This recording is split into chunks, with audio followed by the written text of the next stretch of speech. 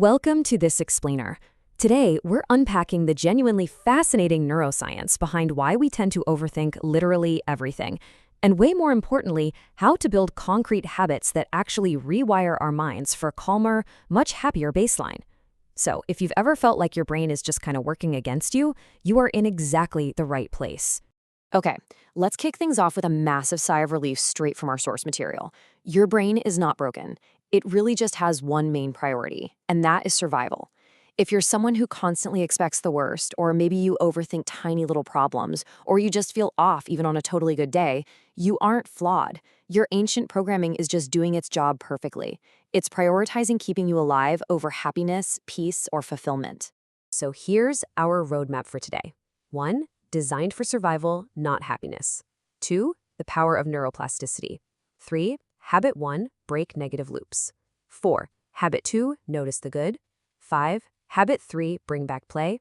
And 6. Consistency over perfection.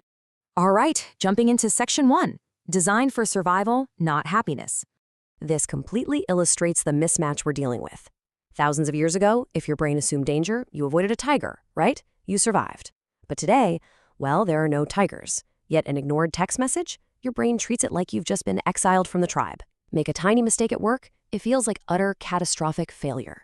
See someone else succeeding on social media? You're falling behind. It is literally the exact same ancient alarm system, just misfiring in a totally modern world. And the crucial thing to understand is that this survival radar, it doesn't just clock out when you finish work. It runs quietly in the background every single day, constantly scanning the horizon for storm clouds instead of sunshine. It's actively pulling your attention toward what is wrong, rather than what's actually working. And honestly, that's exactly why happiness and motivation can feel so fleeting sometimes. Your brain simply wasn't built to just hang out in a state of default bliss. Moving on to part 2, the power of neuroplasticity. Now, here is where we pivot from being, just passive victims of our ancient brain chemistry. Our source highlights a literal superpower that we all possess, called neuroplasticity. Basically, this is your brain's ability to adapt, change, and rewire itself based entirely on what you repeatedly do. Think of your daily habits as direct instructions, telling your brain which neural pathways to strengthen and which ones to just ignore. If your current patterns have created a lot of stress, new patterns can absolutely create calm. Because your brain is constantly learning through repetition, you really have to stop and ask yourself, what are you training your brain to do every single day? Because whether you realize it or not, you are training it. Are you reinforcing a cycle of stress, or are you actively carving out a new path toward clarity? Let's look at how to change that. Section 3, Habit 1, break negative loops. To take back control, we have to start with those automatic spirals of overthinking. Now, the goal isn't to somehow eliminate negative thoughts entirely, because let's be real, that's impossible. The goal is to interrupt them. Step 1, you just notice the spiral happening. Step 2, pause, like literally stop in your tracks. Step 3, shift your focus to something totally real and physical. It could be the hum of the air conditioner, taking a deep breath, feeling the texture of your desk. Just ground yourself in physical reality. Now, this isn't about toxic positivity or pretending everything's just great. It's about mechanically breaking an automatic cycle. Every single time you force that pause, you are taking a pair of scissors to that anxiety loop, actively weakening it. And every time you redirect your attention to the physical room around you, you're carving out a much calmer, newer path.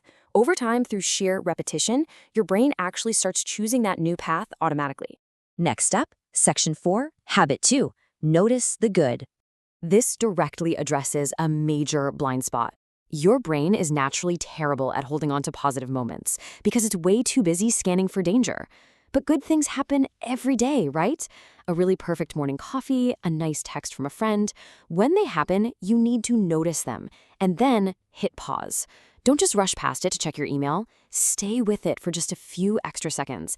Actually feel it and let it genuinely sink in. So why do those 3 extra seconds matter so much? Because your attention acts like a magnifying glass. It turns a fleeting, passing experience into a lasting memory. And locking away those memories is the very thing that fundamentally reshapes your brain.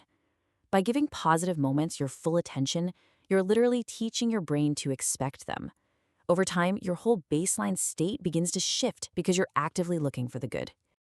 Moving to Section 5, Habit 3. Bring back play. This one gets ignored so often, yet our source argues it's the one thing that changes everything in the long term. You know how as adults we have this terrible habit of turning every hobby into a side hustle and exercise into this stressful metric tracking ordeal? Life just starts to feel really heavy. We desperately need to rediscover activities done purely for the sake of enjoyment. Think flying a kite, painting, doing a puzzle. No expectations, no stopwatches, totally untied to productivity. Being fully engaged without that underlying stress is one of the only states that truly restores your brain's emotional flexibility. Finally, Section 6, Consistency over Perfection. As we start pulling these three habits together, it is absolutely essential to reframe how we measure our success here. You do not need to execute these perfectly every single time. If you spiral for an hour before you finally notice and pause, that's totally fine. It's those small, completely imperfect steps that compound quietly over time to build an entirely new baseline. If you keep at it, one day you just wake up and realize you feel calmer without even forcing it. I absolutely love how our source material frames this, leaving us with such an incredible realization. The brain you have right now is not your final version. It is just your current one. We are never truly stuck. Genuine happiness isn't some distant finish line you have to ruthlessly chase down. It's a state you allow to naturally exist by clearing out the mental clutter and actually rewiring the hardware. So, as we wrap up this explainer, I want to leave you with a thought to chew on. In the very next moment, what are you choosing to program into your hardware?